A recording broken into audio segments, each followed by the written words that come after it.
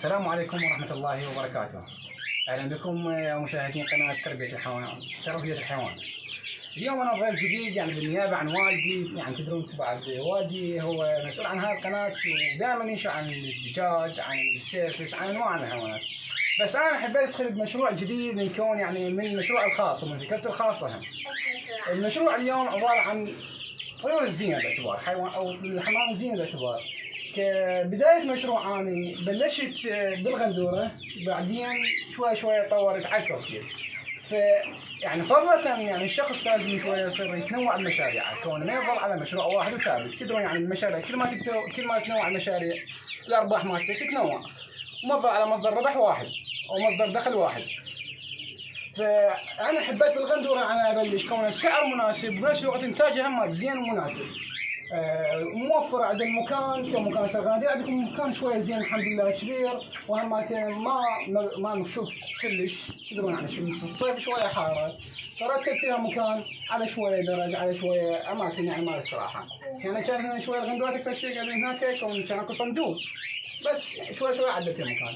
الدورين شويه طورت الحمد لله وشكر الله، رزقنا شويه مبلغ بسيط عن طريق عمليه بيع او شراء. اشتريت كوكتيل العدد 3 بسعر كان مغري صراحه من احد معارفنا، واما ان شاء الله بالمستقبل نجيب اكثر واكثر انواع. الغنادير عندك 2 وياهم همات الفرخ مالتهم يا جماعه الملحقات مالت البيت تدرس. فانا من هاي الناحيه اود اقول المشروع مالتك لا تحاول تخليه بس على السيرفس او على الدجاج او عن مشاريع ثانيه، بالعكس حاول تنوع من مشاريعك. كون الاستثمار او بسط المثال الاستثمارات كل ما تصير اكثر من استثمار متنوع به ارباحك راح تجيك اكثر. انا ما اقول لك مشروع السيرفس مو مربح او مشروع الدجاج مو مربح، خطا. هو همك مربح، بس تيمت تعدد المشاريع مالتك الدخل مالتك راح يزود منا. انت همك راح يساعدك هوايه اكثر واكثر.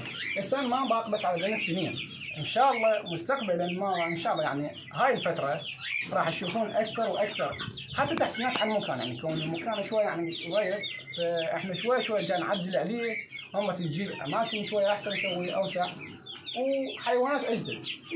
ان شاء الله كوكتيل ان شاء الله بالتطوير الجديده بغمغاء.